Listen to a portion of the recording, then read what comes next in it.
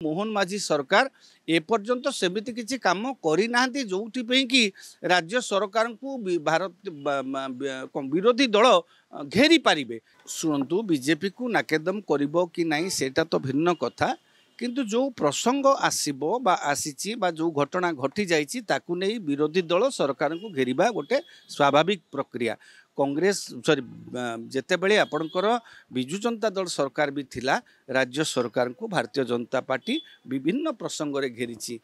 सेपटे संसद रे विजु जनता दल भारतीय जनता पार्टी सरकार को समर्थन देकरी मध्य एठी मध्य विरोधी दल भारतीय जनता पार्टी जी थिला से माने सरकार को घेरिबार अनेक नजीर भी रही।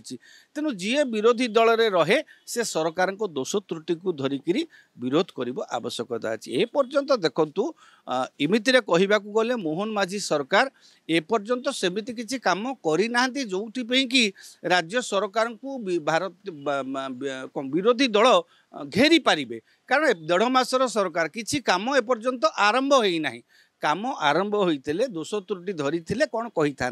हाँ, केतोटी प्रसंग उठे पारे, रंग प्रसंग उठे पारे, सरकार को नाम जो विभिन्न योजना नामकरण प्रसंग उठे पारे, दर वृद्धि प्रसंग उठे पारे। हाँ, सबुठु बड़ बर्तमान प्रसंग श्रीमंदिर जो अघटन प्रसंग को भी उठे पारे। एभली अनेक प्रसंग रही राज्य सरकार को घेरिबा पई से माने निर्वाचन रे जो प्रतिश्रुति देइथिले 3000 टंकार भत्ता, 3100 टंकार एमएसपी, सुभद्रा योजना एवं 300 यूनिट बिजुली, ये समस्त प्रसंग रे सरकार को घेरी पारिबे। किंतु वर्तमान ए पर्यंत सरकार जेहेतु 100 दिन समय नहीं चंती, सुभद्रा हो बा कृषक कलिए हो, सरकार अल्प दिन सरकार तांको समालोचना कौन कराई से कहबे हमको समय दरकार, आम खूब शीघ्र से सब पूरण करूँ, उत्तर आसब।